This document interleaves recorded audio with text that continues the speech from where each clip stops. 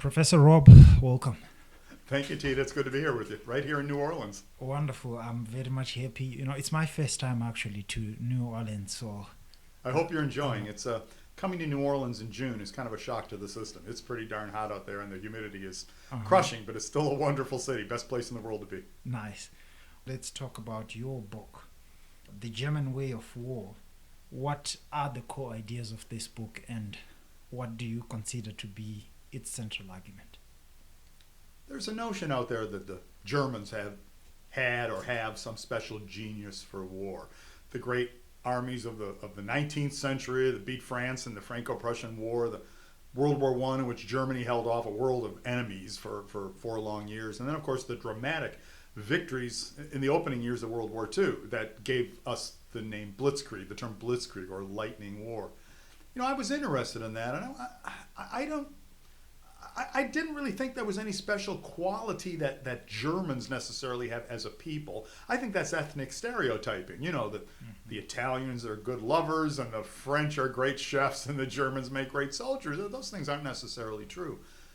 But what I found out as I looked through the years and the centuries of patterns of German war making, it's that a certain form of warfare evolved out of Germany in Central Europe that I called a German way of war.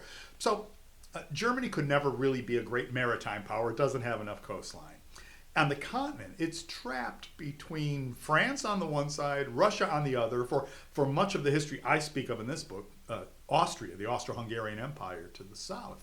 Even at times in the 17th century, mighty Sweden to the north. We don't think of Sweden as a great military power. Because of that geographic position, trapped in the middle of Europe, ringed around by hostile enemies and enemies who could vastly outnumber and outproduce it, the Germans evolved a kind of hard-hitting, front-loaded way of war that emphasized maneuver and shock at the outset of a war, hitting their enemies as hard as possible, trying to win a major battlefield victory and thus bring one or more of their enemies to the peace table at once. Why we say, why didn't the Germans pay more attention to their logistics or their industrial production or military intelligence? And the reason is, Germany's enemies could always outnumber and outproduce it. It would never win a war based on superior logistics. I mean, think about it, Tita. In World War I, you have the Germans facing America, this mighty giant across the ocean. And in World War II, you have Germany facing America, this mighty giant across the ocean. And the Germans could never win a war of production or a war of attrition. So they tried to win a war quickly with bold and aggressive maneuver to win some major victory at the outset. I think of the campaign against France in 1940, which I'm about to discuss in our seminar, in which the Germans defeat the French army in 1940 in a matter of days and kick the British off the continent from the port of Dunkirk. That was an army that had resisted the Germans for 4 long years in World War I. And here they had won a rapid victory due to their superior tanks and superior aircraft. So I'm interested in this notion of a way of war. It doesn't matter what kind of war the United States gets involved in. It employs heavy bombers, mass technology, mass firepower. The Germans relied on maneuver. The British, traditionally, they'll starve you out with a blockade because they had a superior navy. Why risk a big battle early on in a war when you're sure to win the war 3 years later? That's been the British way of war over the years. The Russians, they take a long time to get started, but once they unfold themselves, you've got trouble because the country's resources are virtually limitless and manpower likewise. So that's when I say German way of war, I'm really interested in that last phrase, way of war, sort of a pattern of war making that's conditioned by your culture and your history, and maybe most importantly by your geography. I followed your presentation yesterday, and I'm happy that you are presenting as well this afternoon. What are the main themes that you think should be emphasized in terms of pedagogy by anybody who gets to teach the Second World War? Well, first of all, when someone says, you're teaching the Second World War, part of me wants to run far, far away. It's a huge topic. How much time do you have? Is it a 45-minute lecture? Is it an entire semester? Is it somewhere in between? But when I'm thinking of World War II, what I'm trying to get across to my students, first of all, is the global nature, world war. it's hard to think of a single spot on planet Earth, at least an inhabited spot on planet Earth, that was not dramatically impacted by the Second World War. Obviously, the fighting in Europe and in Asia, fighting across the Pacific. India turned into a gigantic military base for the Allies to prosecute the war against the Japanese. The African continent, which still at the time was largely formed of European and Western colonies, harnessed to the war effort in terms of manpower and industrial production. So I would start by saying, we have to remember that this was a global war. It was not simply, here we are in the United States of America, as many Americans see it as kind of an American show. But America came into the game pretty late and really didn't show up on the European continent, at least land troops, ground forces, until 1944, right about a year before the end of the war. So it was a global war, and it's hard to find, again, a single inhabited spot on Earth that was not affected by it. Secondly, there's the social aspect. World War II killed 65, 70, 75 million people. The numbers vary. People argue about them. Yeah. In many cases, we'll never truly know how many people died in World War II. The vast majority of them were civilian.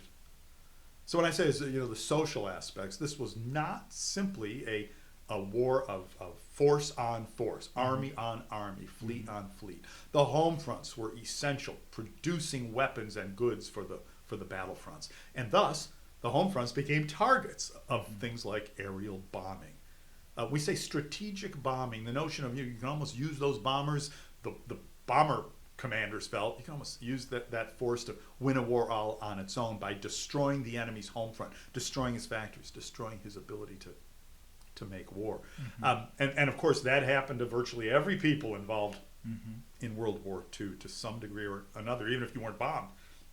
You put your life on hold, whatever you wanted to be doing, and went and got a job in some kind of defense plant or some kind of armaments factory. So that's the sort of social aspect. I would also say that there's a kind of racial aspect, at least in terms of Adolf Hitler and the Japanese. They clearly stated out loud that they were superior races and that they were making war on the lesser races in order to expand their own influence and to bring those lesser races into some kind of German or Japanese dominated empire. We find these notions repugnant, at least I hope people of goodwill find these notions repugnant, but it's definitely part of World War II, perhaps most clearly focused in Hitler's attempt to exterminate, as he put it, the Jewish people in Europe, an entire people, based on his specious notions that they were an inferior and dangerous race. But maybe something else we need to talk about World War II is the technology. And World War II was a culmination of centuries of technological development in weaponry. And it culminated in fast tanks and heavy bombers, and of course at the end of the war, 2 atomic bombs dropped on the Japanese cities of Hiroshima and Nagasaki. So you want to spend some time with technology and the technological side, and that leads us to my final one. World War II, you have to talk about the existential side. World War II showed that it is possible to develop weapons that could destroy the entire human race if they are left unchecked in terms of arms races, in terms of national rivalries that might fester. India and Pakistan have had very difficult relations since the British left the Raj and gave independence to those 2 states. They fought many wars. There's still a state of tension between them, and today both powers are nuclear armed. And so I think that World War II tells us that we have it within ourselves to destroy the planet, to put that in a metaphorical sense, and so poses the question of, is there some way that humanity and the various subdivisions and regions in which humanity live, is there some way in which humanity can learn to live together in the future? I pretty much say all those things in a typical presentation on World War II. Thank you so much for being on the show. Thanks, Tito. Let me just say to the audience, come and visit us in New Orleans. Wonderful. Thank you so much. Thanks. Wonderful.